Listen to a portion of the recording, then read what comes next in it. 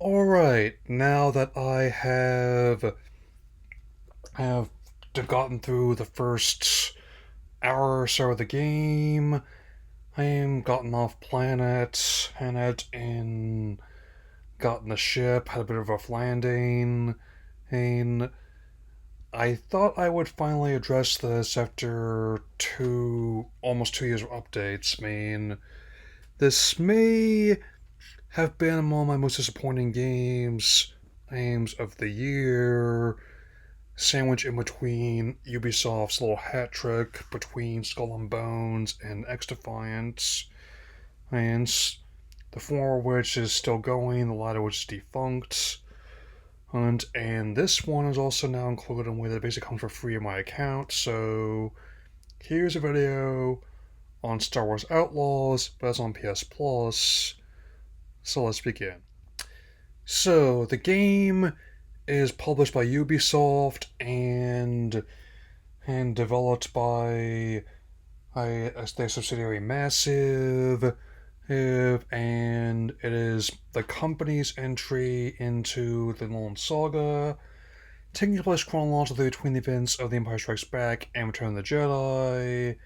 I and I def one thing I will get out of the way that I gotta get the positives as and things I did enjoy even in the launch build out of the way first. I did like how they were not only exploring familiar locales and concepts such as Bespin and as well as familiar characters like Carvisium in play, but also introduce wanting to work in newer concepts and characters such as again the Pike Syndicate and the Crimson Dawn Gang.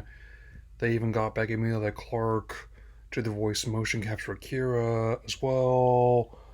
I definitely wish her well, given how she's been pretty open about her recent health problems, man.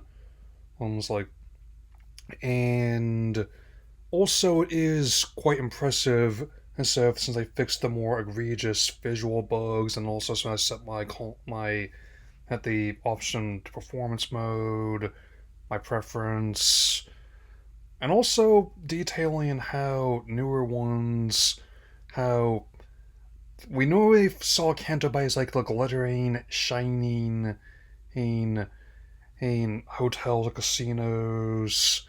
Everything's covered in very ornate, it's opulent stuff, but quite literally in its shadow, we have a more dingy, traditional cantina where Kay's been living, and since she lost her parents, but also learned how to survive on her own.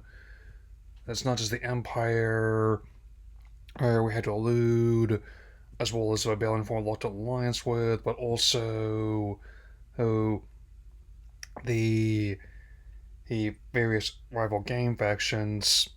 Admittedly, he there's a lot of DNA about their other games, but what works about those ones also works here. And of course, Nyx is absolutely adorable, just as my compatriot Diane here hears us. Yes, finally got Diane. I've been wanting an opportunity to show her off. This now's a good time as any. And admittedly, they did have a lot of fixes made, especially in terms of accessibility options. I am among the persuasion, made similar observation with the Callisto Protocol as well, when I talked about that had the game actually launched with these options, as opposed to trying to beat the quarterly report buzzer, it probably wouldn't have gotten the reception it did, which, while not an outright disaster, it was certainly not the grand, shining, open world installments in the story history of the franchise as that a lot of people, myself included, are hoping for. Or, I mean, I basically took one look at a, a discourse inside myself. Hey, would you look at that? Bounty Hunter Remaster is only $20 as opposed to being $70 at list price. Nice, and 100 for those who were paying for this early access, which Ubisoft actually stopped doing. That's not to say there aren't still some issues with the game that could stand to be ironed out with one of them, the chief ones, being how it feels less like a Star Wars game that Ubisoft, out of one of the subsidiaries, is published and developed, and more like a Ubisoft game with Star Wars skin on it, where that was basically how I felt at the time. Was like the act of actually playing it that was made the disappointment to me. I did not have a PS5 at the time, but actually did try briefly with someone who did, and and I was not particularly impressed by what I initially had. I mean, they did finally iron out the more egregious issues with stealth mechanics and the cover shooting systems. But beyond that, at a lot of same elements you'd see from the Assassin's Creed franchise, I've never been a huge fan of, and the Far Cry titles is present here, as well as the how currently on hiatus Watch Dogs titles, which is a nice way of saying they can never really figure out what they want to do with those ones. Like the fourth one before that title was ultimately scrapped was actually going to be Battle Royale focused. Whew. And admittedly, he, as someone who really liked Splinter Cell back in the day, I know use that example of how Ubisoft is capable of designing good stealth mechanics, and when they really put their mind to it.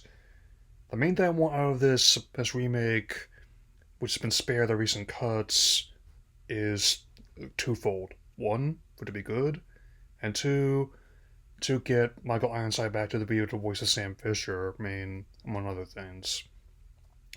Still, the concept at least sound, with Day of a K being the latest daring rogue with Heart of Gold to join the saga, and her partner in crime and pet Nix being another in their vast array of cute non-human companions. They even managed to find a way to justify how some characters speak basic, and others are speaking in Huttese and other fictional languages, but they still stand each other.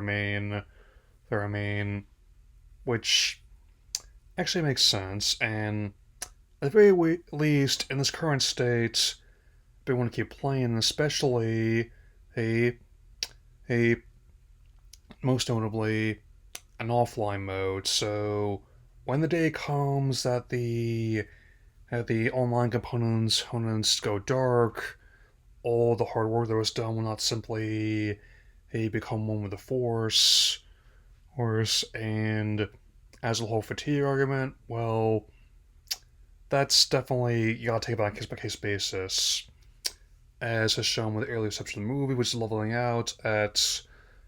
While I'll definitely have my own take once I see the movie this Friday, hey, I will definitely be continuing to take in and talk about as much as I can as is humanly possible.